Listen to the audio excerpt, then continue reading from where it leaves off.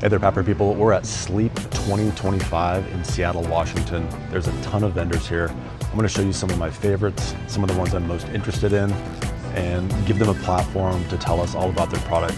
Show what their products are. You guys can make your own decisions. Next up, we have a big one. It is KPAP, otherwise known by their new name is Kricket, which is Kairos really is cool. Kangaroos eat tacos. They had easily the best, most interactive overall booth. They have great doctors there. We have Davey 504, I think. They also had Dr. White, and then this is Dr. Barry. We're gonna have a great Dr. Barry story later. Cool guy. So we are at APSS in Seattle, and we are at the Cricket Sleep Res KPAP booth.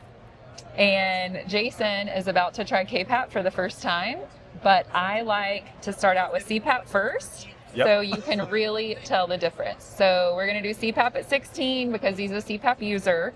And as he gets used to it, then I'm going to flip KPAP on and let you see the difference, and then we can flip you back. Sounds good. Flip Can we hold that? I got it. Okay. You're a natural too. Strong. Start your own YouTube channel. Yeah. What kind of mask is this?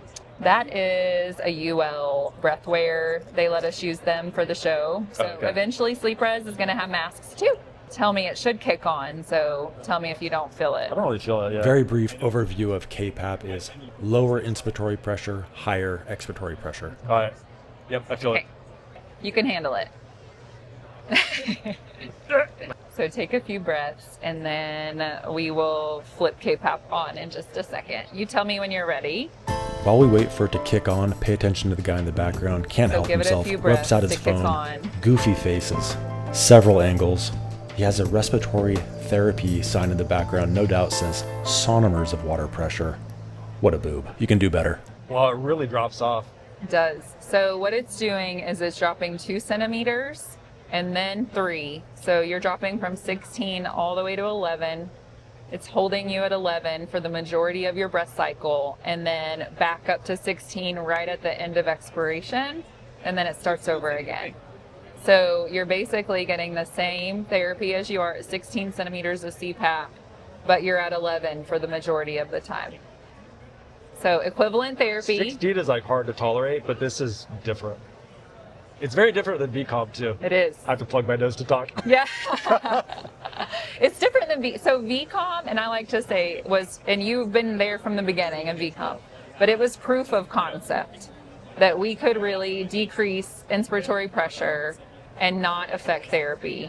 And then this just takes it up like 20 notches. So we're decreasing inspiratory pressure.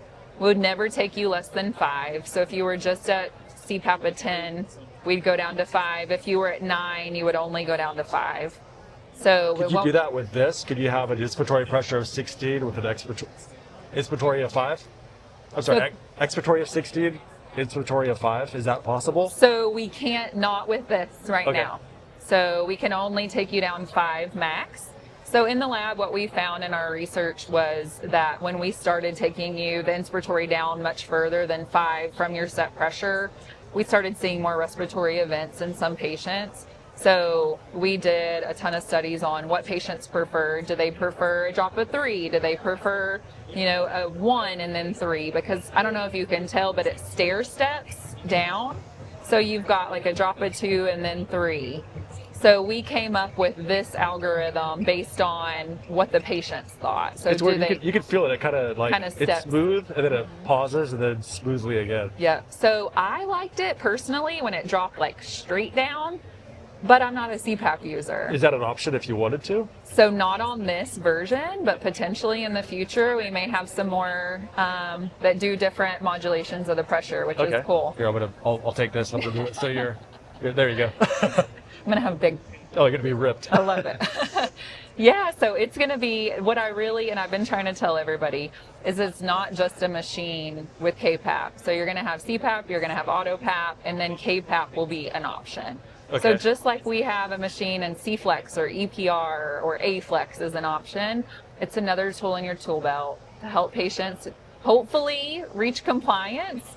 But we'll take this off. Yeah. No, you have to. So you have to keep. You have to wear it the entire time. Yeah. So, is there a different like APAP algorithm that does not have KPAP also? Yes. So it has its own APAP algorithm. And Dr. Berry was instrumental in creating that. So, and what Dr. Noen, I think what he would say if he were over here would be that they want to open this up to sleep physicians because the APAP algorithm's a black box, right? And nobody knows, like, you're prescribing it for your patients, but you don't know how it's titrating. Right. Well, this is for sleep physicians by sleep physicians, so why would we not want to know what happens with our patients when they're asleep and what the APAP algorithm is doing? So Do you know how the algorithm is different with APAP? I don't. Not really? That's I okay. don't, but come back for Dr. Berry's Okay, talk. I will do. So they've done a ton of studies in the lab with it as they developed, what they were doing. And I guess the hardest part for me to describe would be how it's different because we don't know how ResMed or React or Philips, we don't really know how their APAP algorithm works because nobody's seen it. Right. So I think this will be, I love that Dr. Berry's been a part of it, but I love that they have a board of sleep physicians who are, they're going to be creating it together, and if other sleep physicians have ideas, give us your ideas. We want you to be able, to help treat your patients. Right. So when do you think this is going to be fully out? So we're under FDA review Okay. right now. So I hope by the end of the year, but we'll see. I mean, it doesn't have foam, so that's a plus. Foam free. So we're hoping that expedites things, but we have to wait. I believe the first timeline is 60 days, so we haven't heard anything yet. Yeah. But hopefully by the Okay. end of the year. And So then this is. Oh, go ahead. No, I was just going to say cost-wise, I mean, we've got to be competitive with everybody on the market, right? So I think, my goal personally would be less than ResMed and competitive with everybody else. Right. And then so this is not the final unit, Right. but is it kind of close? It is. It will be close, and Right. there'll be a few versions.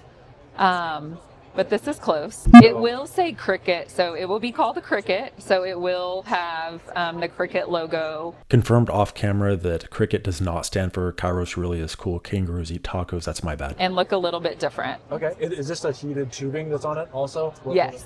So we'll heated have tubing? heated tubing, and we have cloud platform and an SD card. And will I think I asked you this before. The SD card, does it have the capability to be compatible with some of those programs like Oscar and? Yes, it will. It will. It will. Okay. Is It that will. that's like for sure done? You know who the person to ask is Tony, because Okay. he's the product manager who's been working with He was all on the of call. that. He was but- on the call with us, right? I don't know. I don't remember. He worked for Philips, and he That's it, helped yes. build Care Orchestrator. And then as soon as Dr. White from Harvard got involved, it got a lot more fun Okay. and good. interesting with all the sleep physicians. So Nice. I know we're Very excited. So excited. Anything else we need to know about it? I don't think so. Not That's yet. pretty Stay cool. tuned. Hopefully we'll have more information later. Oh, I did leave out. So we have a K delay button on the Okay. top. It's kind of our version of a ramp. Okay. So for 20 minutes, it actually decreases the inspiratory pressure more. And they've played around with what that looks like, but while the patient's awake. It's so comfortable though. I can't imagine anyone ever using it. That's you know awesome. what I mean? Like I it's know. actually more comfortable with it Well, on. at MedTrade, I was doing demos, and it had been so long because I was using the black boxes and doing with the laptop. And I was like, wait a minute, what is K delay? And they were like, oh, that's the same as what we called it on the laptop. And I'm like, I didn't even use it. So it's exciting. That's though. nice. If it looks anything like that, it's a. I'm going to show you the rendition Tony has on his computer. Okay. It'd be awesome. All right, I'm looking Okay. forward to it. Cool. All right. Thank you. Thank you. As we take one last look at the device that is not known as Kairos really is cool. Kangaroos eat tacos. Super interactive booth. There's a doctor here. He said it's cool to record him. I swear he did. It's a very novel approach. Anyone who uses CPAP will feel a dramatic different with the Cricket or KPAP. I do want to apologize to the likely respiratory therapist in the back saying sonomers of pressure. And I also want to apologize to you, the viewer, because I'm just extending this to get the 10-minute mark. Thanks for watching. And time for an extra thick thanks, buddy, to my top-level supporters, Doug Toombs, Jason Georgiades, Patricia Espelong, Stuart Hetherington, Alan Liu, Edward Steiner, and I'd like to say thank you also to these people, as well as those other people. Up the ante, you get a shout-out. Thanks for watching. Bye-bye. Barely even on screen, but still appreciate the support.